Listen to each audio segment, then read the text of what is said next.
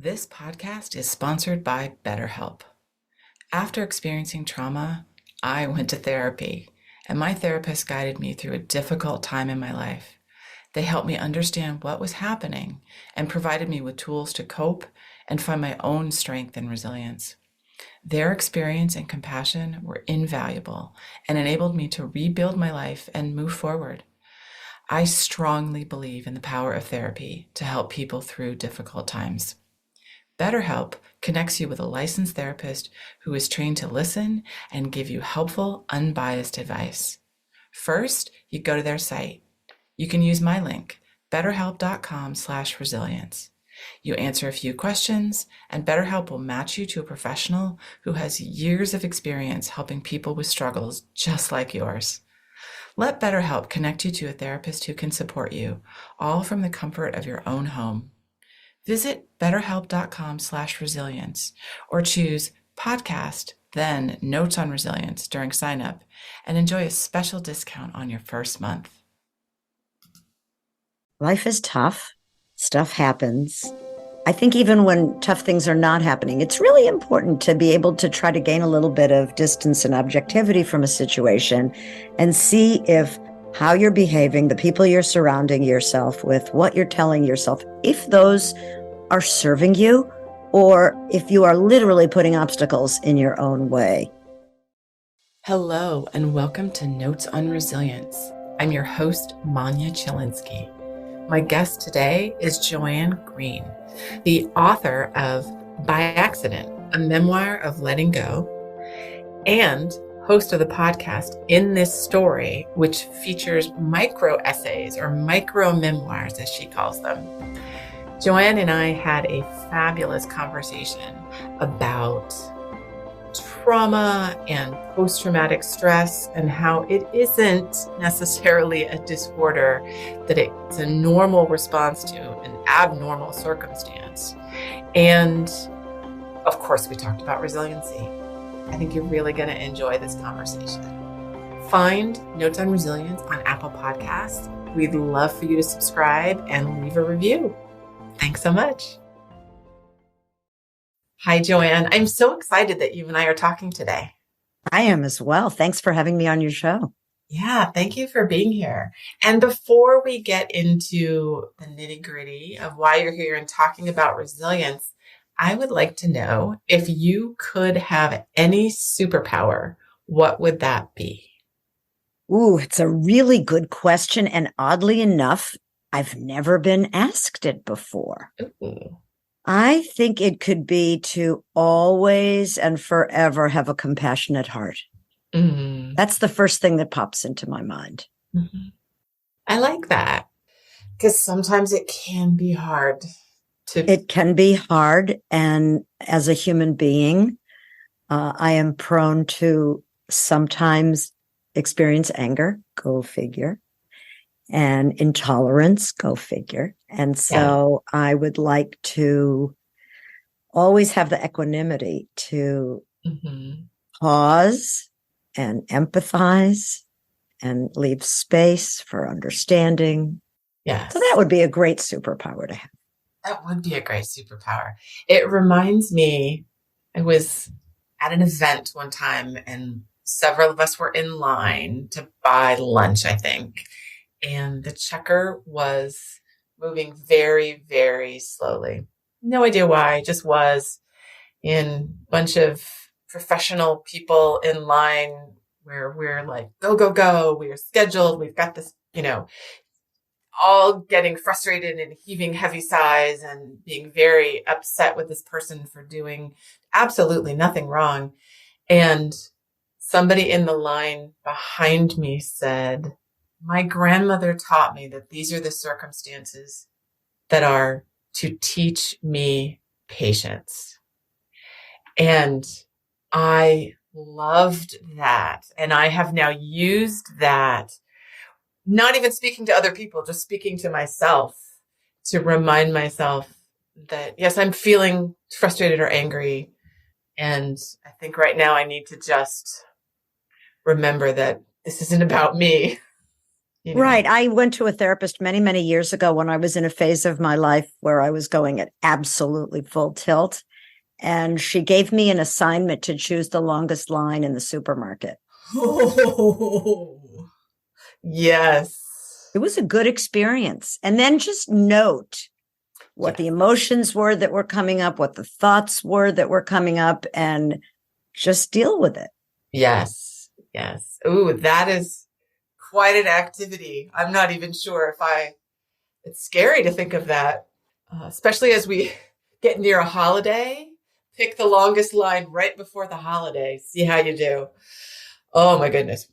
Anyway, well, thank you for sharing that superpower. I think it is an amazing, it is something that would be amazing to be able to do with more ease, I believe. So now I'd love to hear your story. Who are you and what do you do? And why are you and I talking about resilience today?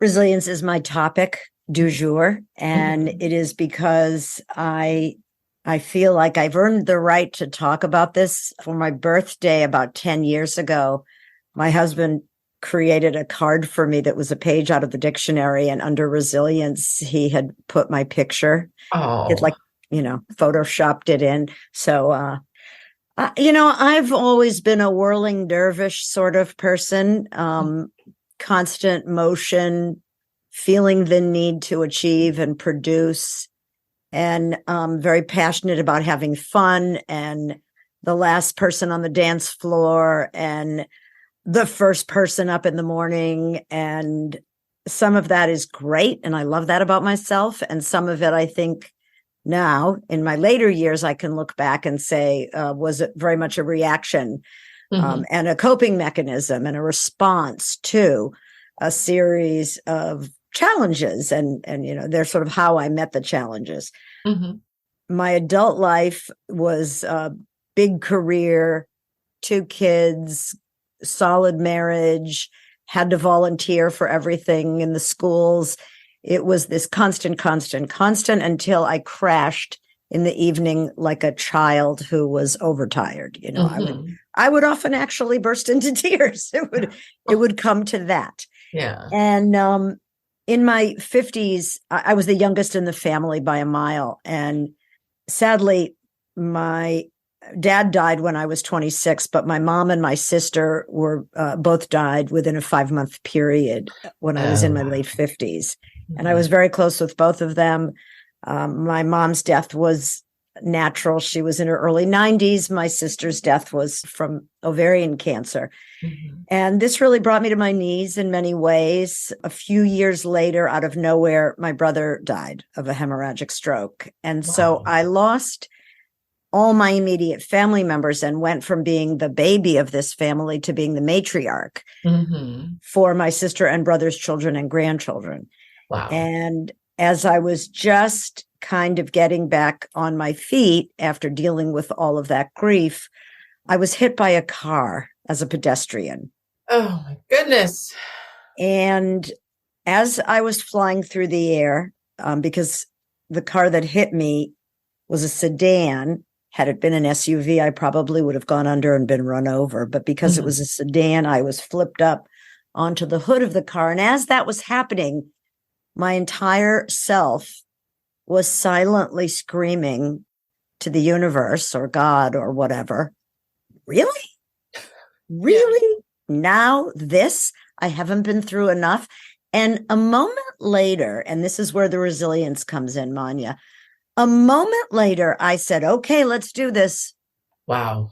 And I didn't say this out loud, but I absolutely distinctly clearly remember this. I never lost consciousness. I Mhm. was severely injured. They were life-threatening injuries. I had 4 pelvic fractures and 5 days of uncontrolled internal bleeding. And here I am. I survived. And miraculously, I survived with no residual damage. Wow. But it was the first time in my life that I was literally helpless. I could not do anything for myself. I could Mhm. not feed myself. I could not get to the bathroom. I was truly brought to my knees. And when something like that happens, we have choices. Mhm. And I don't think this was so much of a conscious choice, but somewhere I drew this strength from somewhere deep in my DNA, I believe, as the granddaughter of immigrants who left where they were for a new life to go to a country where they didn't speak the language and knew no one. I think I drew upon that strength and said, all right, what am I going to do with this? And it became a golden opportunity for me to learn what it meant to be still, because I had no choice, to learn what it meant to ask for and graciously receive help without judging the way that help was delivered,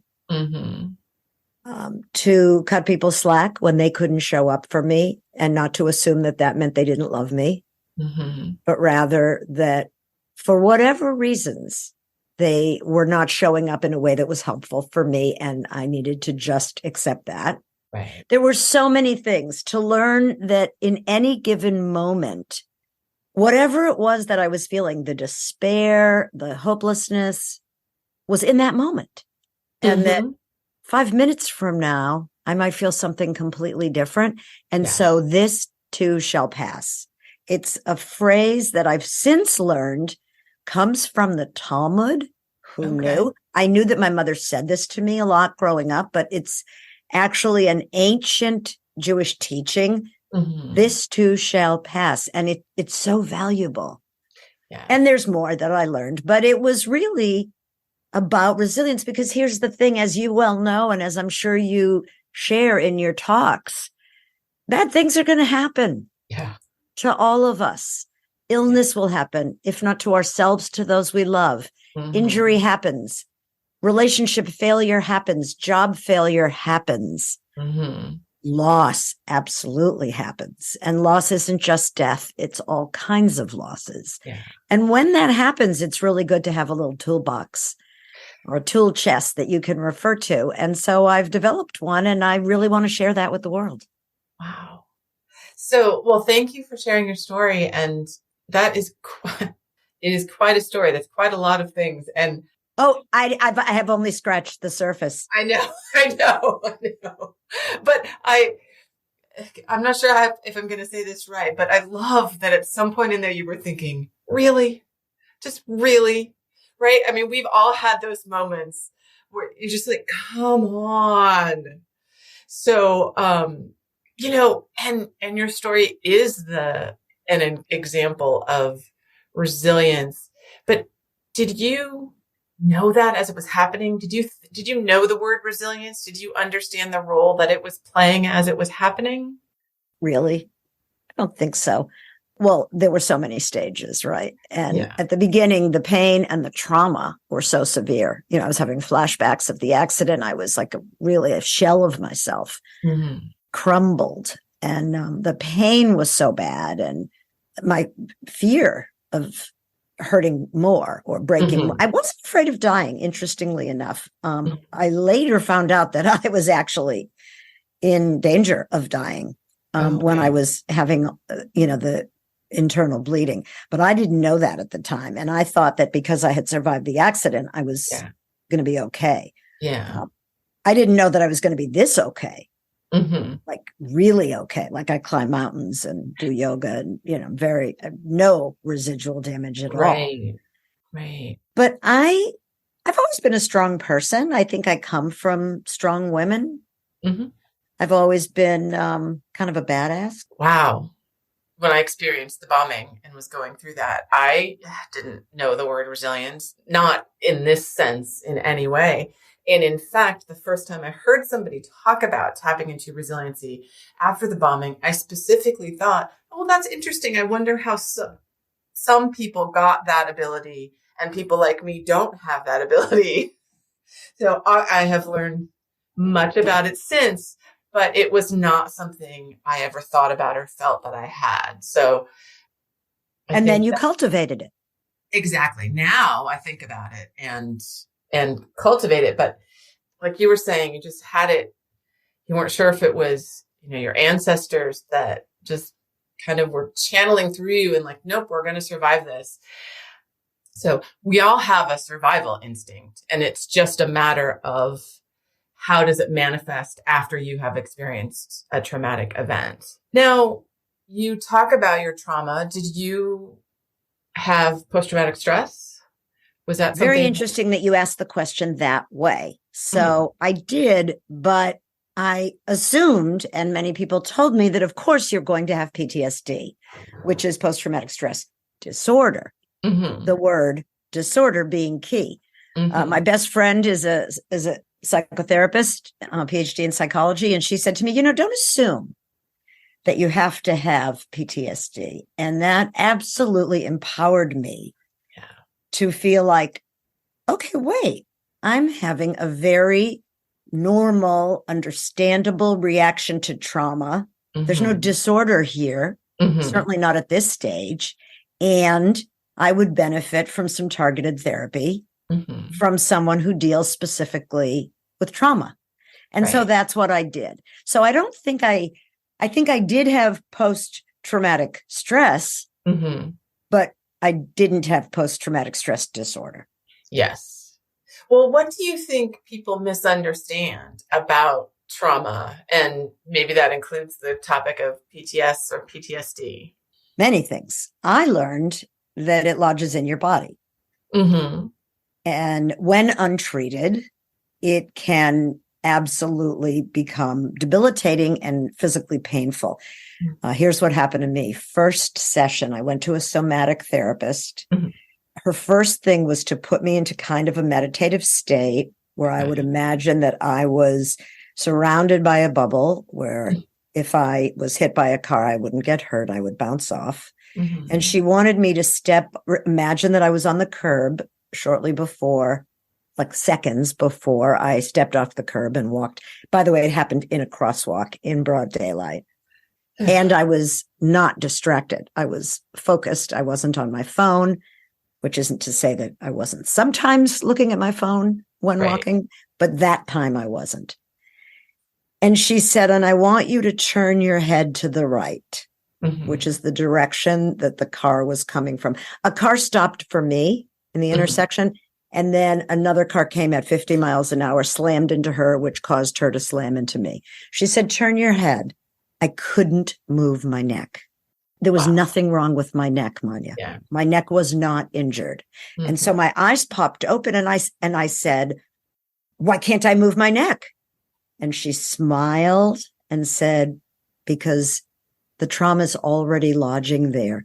Yeah. You're protecting yourself from seeing Mhm. this oncoming threat. And we will take care of that. And by the end of the first session, I had full range of motion in my neck. Wow. So I signed up for more sessions and Yes. became a believer. And so that's one thing I think people don't understand. Yeah. Also, that our brains work in some very strange and interesting ways, and we Mhm. tie experiences to other experiences. Mhm. And so sometimes when we're reacting to a trauma, we're reacting both to the trauma we think we're reacting to, but also an earlier trauma Mhm. or an earlier something. Mhm. So those are a couple things.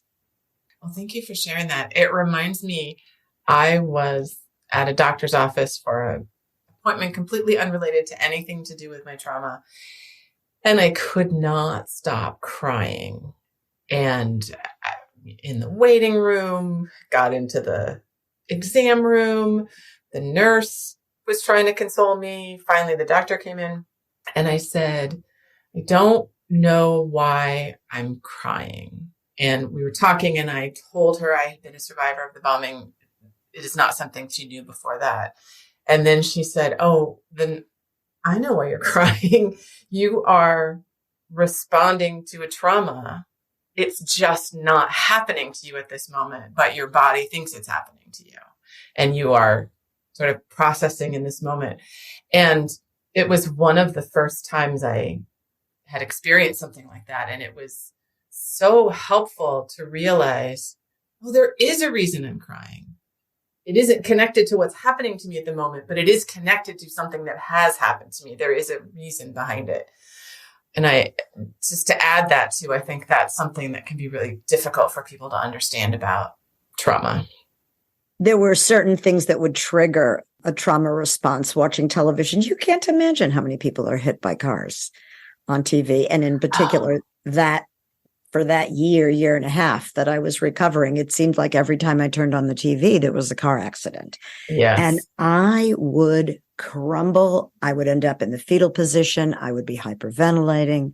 Mm-hmm. I've done a lot of work, and it's been 11 years, but still now, when I'm a passenger in a car and there's a near miss, I have an oversized reaction. Yeah. And now I've learned not to be afraid of it, to just go with it, and then it passes and I'm okay. Yes. Yes. What isn't helpful is when the person I'm with, often my husband, says, it's fine, calm down, everything's fine, you're going to be fine. It's like, yes, it's not a rational process. Right. I know I'm fine.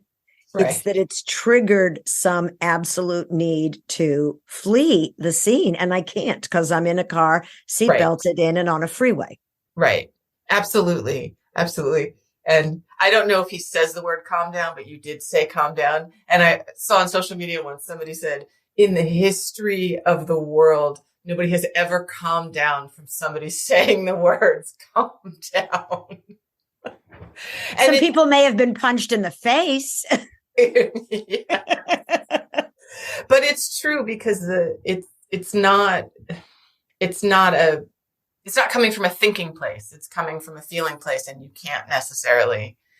We have tools that we can deal with it, but it's not something you just say, "Oh, sure, yes, we're safe. I will calm down now." I just realized that even talking about it, I was sitting like this with my shoulders up, with my arms folded across my chest, protecting me. And yes. I meditated this morning.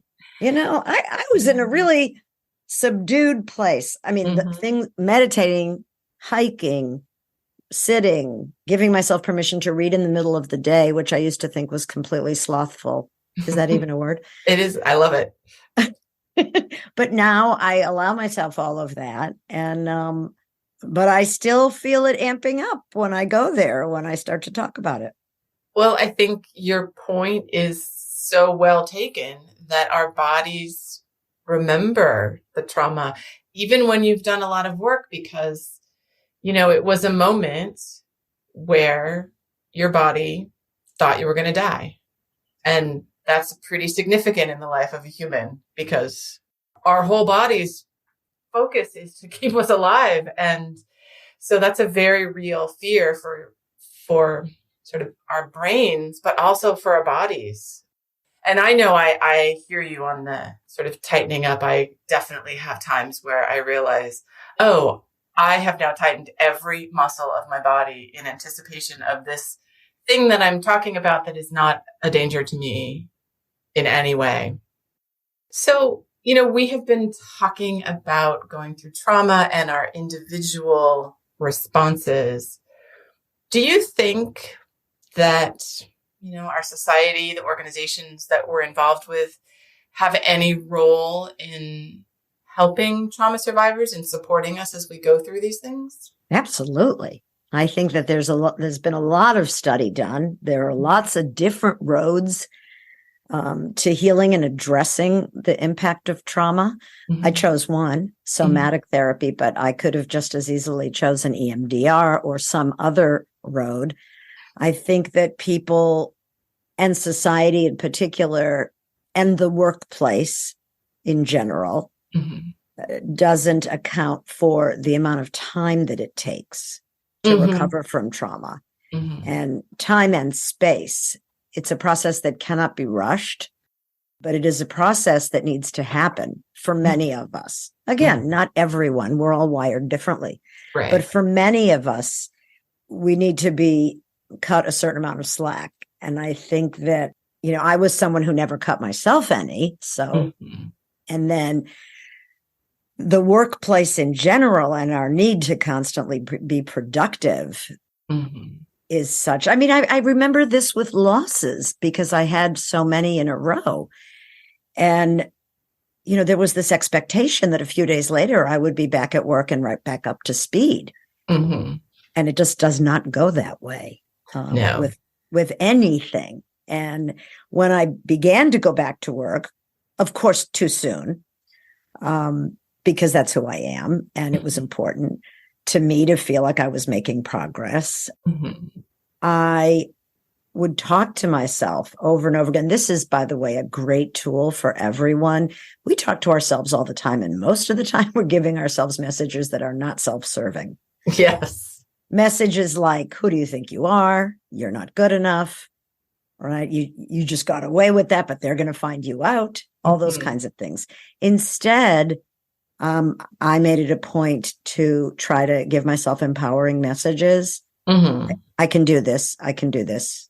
I can do this. I didn't believe it at the beginning, but eventually I said it enough times to myself that I started to believe it. Yeah. But also, you don't need to prove anything here. You don't need to be a hero. You don't need to stay for 8 hours when your body after 3 is telling you that this is enough. Go home, lie down, take a nap. Mm-hmm. Yeah. Thank you for sharing that. So we're getting close to the end of our time. So, what is an important lesson about resilience that you've learned because of your experience and that you want our listeners to know about? Life is tough. Stuff happens. And we are very suggestible beings.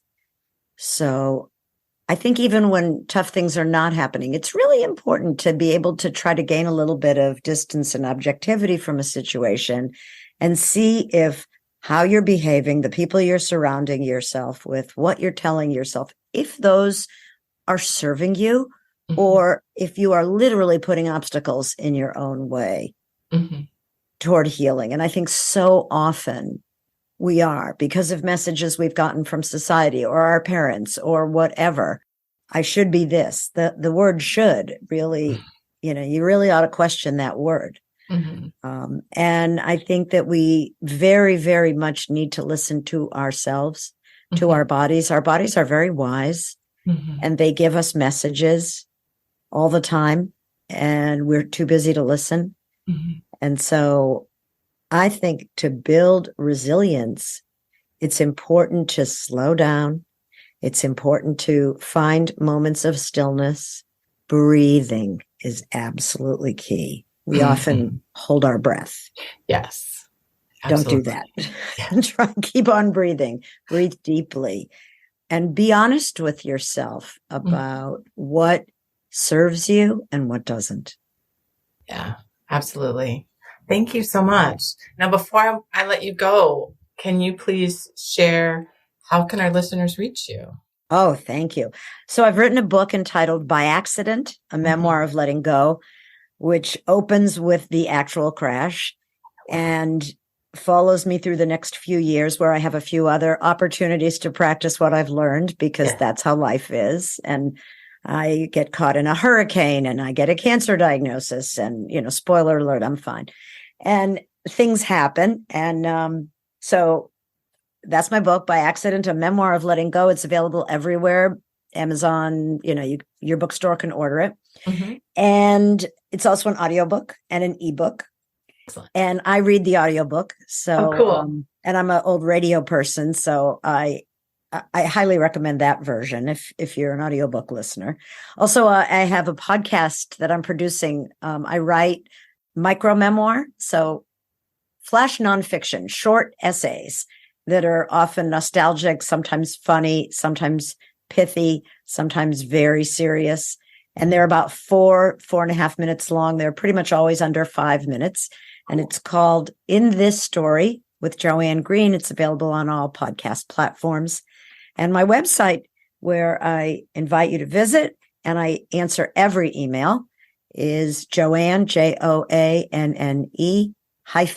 -Green, GREENE. Excellent. Thank you for sharing that. And we're going to put links to those in the show notes to make it easier for folks to learn more about you and to listen to your fabulous podcast and find your book, all that good stuff. Joanne, thank you so much. It's been so wonderful talking to you today. It's been a pleasure. Thanks for having me on. Bye-bye, everyone. Thank you for listening. I hope you got as much out of this conversation as I did.